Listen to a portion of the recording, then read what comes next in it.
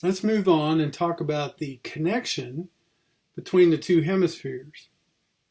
This connection is called the corpus callosum, and it's the physical connection between the two hemispheres, and is highlighted in green, the diagram on the left.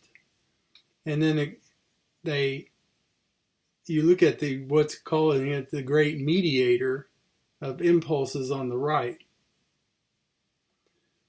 The neuronal connections that go through the corpus callosum are called the commissures, and these are the connections, the axons that allow the two hemispheres to communicate with each other. And so the actual neuronal axons that travel through the corpus callosum are called the commissures.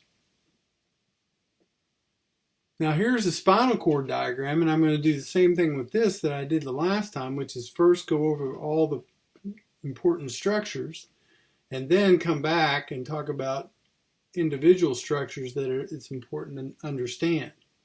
Now if we start at the top, we have what's called the dorsal column, and this is in the white matter of the spinal column.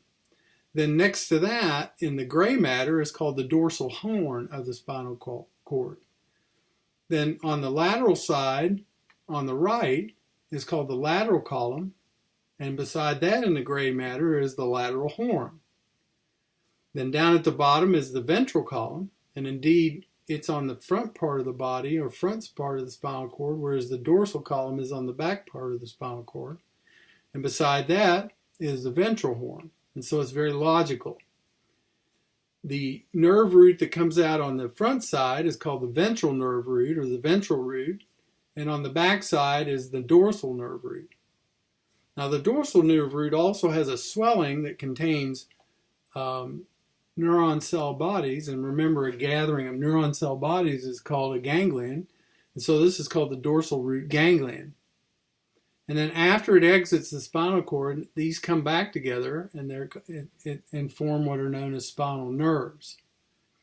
Now, if we look at the function of these, the dorsal root is responsible for the afferent signals from sensory areas, afferent being carried into the spinal cord and up into the brain.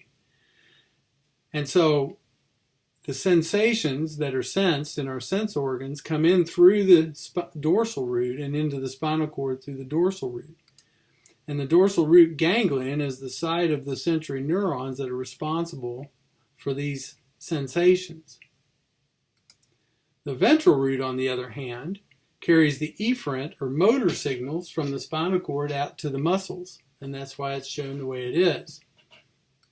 And then the spinal cord carries these axons on to the muscle area.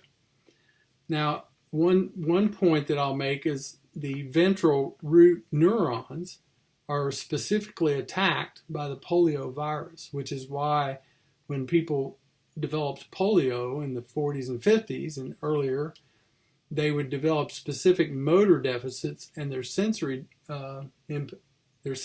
functions would remain intact. Now, this is an overview of a spinal reflex arc, and we're going to spend a few minutes here going over how a spinal reflex arc happens. Okay. First of all, you have to start with what you're reacting to, and this is shown in the left on the top part, where a pin sticks the skin, and the receptor in the skin senses that a pin is being stuck into the skin. The sensory input travels along the axon of the sensory neuron. You see the cell body is in the dorsal root ganglion. This is then taken to the dorsal part or the dorsal horn of the spinal cord. There it interacts with an interneuron. The interneuron sends a message to the ventral horn and the cell body of a motor neuron, which goes out through the ventral root. The axon of the ventral root then goes all the way to the effector muscle. The effector muscle then pulls your hand away from the pin so that it will stop sticking you. And that is what's known as a reflex arc. The whole idea here is there are only 3 neurons involved, And so the speed with which this occurs is extremely fast. So for example, if the sensory input is you put your hand on a hot plate by accident, it takes milliseconds for that sensory input to travel through the sensory neuron in through the interneuron and back out. Now at the same time, there are connections that go up into your central nervous system to the sensory strip so that you know that you've been burnt, in addition to pulling your hand away. And this occurs almost instantaneously. It's not quite, but it's almost instantaneous. When it occurs naturally, and you can't prevent it from occurring because there's no volitional act here. The brain is not involved in the reflex arc. Now this looks at the various spinal pathways, and I just point this out because I wanted you to see the difference between the motor and the sensory pathways. Now, first of all, if you start at the top, you have the motor strip. Now remember, the motor strip is on the back part of the frontal lobe, just in front of the central sulcus, that separates the frontal lobe from the parietal lobe. And you see something called the motor homunculus. What that means is that if you look at where the neurons are that control the various parts of the body, you can see that, for example, the foot is medial and is right close to the midline. And as you go up, it's mostly the leg. And then as you go across the top, you get into the arm. And then there's a big hand, which means you have a lot more neurons that control the hand.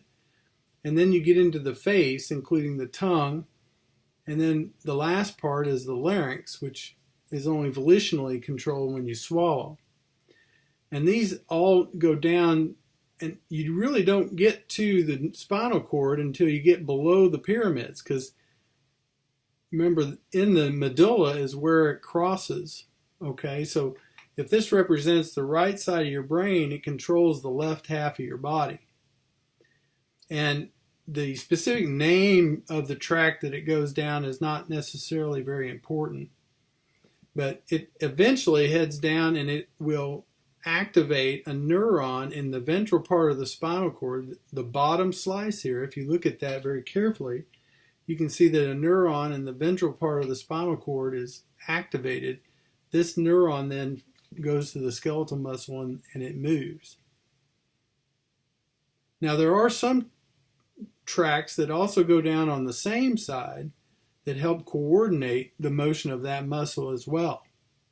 Now if we look at the sensory spinal pathways, we'll start at the bottom, and you can see there are various types of receptors. There are the touch receptors, which are shown on the left, the temperature receptors shown on the right. Above the temperature receptor is a pain receptor, and then over to the left of that are joint stretch receptors, which are used for proprioception, which means where your body is in space. And so any of these various receptors, what I want you to notice, let's look at the two receptors. Let's look at the temperature receptor. What you see is the first neuron is in the dorsal root ganglion. It then communicates with another neuron inside the inside the spinal cord, which then goes up and through the thalamus. And that's the important part I wanted to point out, where I said the integration occurs, and then to what's called the postcentral gyrus, which is that strip that's just behind the central sulcus. And you have neurons that go from the postcentral gyrus to the thalamus, then down to the spinal cord, and ultimately to the area of sensation, which is the dorsal root ganglion. And some of these will bypass or go straight up into the spinal cord and eventually end up all of it is integrated in the hypothalamus or in the thalamus.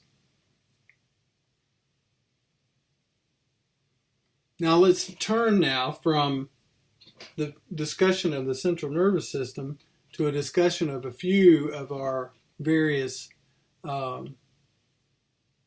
senses. One here I want to talk about is balance. And there's two kinds of equilibrium that occur when we're balancing. One is called the static equilibrium, which determines the orientation of the head with respect to gravity. And the other is dynamic equilibrium, which determines the acceleration or rotation of the head. And what the diagram shows here is what happens when you rotate your head. There's a movement of this cupula inside the ampulla of the semicircular canal, and the nerve system can detect that. We'll look at this in more overview when we look at the anatomy of the ear overall. So if you look at the semicircular canal, which is shown on the left here, you can see that there are various little areas where the nerves come into this canal. And this cupula, when it moves because of the flow of the fluid that is inside, it stimulates these nerve endings and tells the body that it's moving and helps it understand that things are happening and it needs to make adjustments. Now your book talks about the macula of Saculi and the macula of Auriculi, and this is just to show what that looks like, and the fact that we have these small stones that are embedded inside this jelly-like substance that moves when our head moves one way or the other. Now the interesting thing about these canals, and I'll see if I can show you on the next slide here. So you have the semicircular canals. The orientation of each canal is along one of the three axes. So there's one oriented on the x-axis, one on the y-axis, and one on the z-axis. And the vestibular nerve, which comes off the semicircular canals, and the cochlear nerve, which comes off the cochlea, which is responsible for your hearing, they come together into a single nerve that's called the eighth cranial nerve. The eustachian tube allows for pressure equalization between your throat and the ear, and when it gets plugged up, it's why your ears feel like they're stopped up when you have a cold. The eardrum is shown in the middle here, and it vibrates when sound hits it. So let's take a look at what happens when sound comes down the ear. First it's captured by the pinna, or the outer ear, travels in the ear canal, and strikes the eardrum. When it strikes the eardrum vibrates. And then it causes these bones, these three bones that are called the malleus, incus, and stapes. All of those are just Latin words for hammer, anvil, and stirrup. And all this vibration then is transferred to the cochlea, which interprets the sound as sound. Now the cochlea, what happens if you look at where the stapes is, it's right here in the middle, it vibrates on the oval window and causes this lymph to move. Now the lymph is called perilymph. And when it moves, it causes the endolymph to move as well, and this causes a movement of the cilia inside there, and this cilia is what it is detected as moving by the sensory part of the ear, and that's sent out the auditory nerve. Moving on to the eye, this shows all the important structures of the eye that you need to know. You have the cornea, which is the clear area in the front of the eye that allows light to pass in. Behind the cornea, but in front of the lens, is the anterior chamber, which has fluid. Behind the iris is called the posterior chamber. The iris is what gives your eye its colors. The lens focuses the light rays on the back of the eye, or the retina. Vitreous fluid, it fills most of the eye. The macula is the area of best vision, part of the retina with the best vision.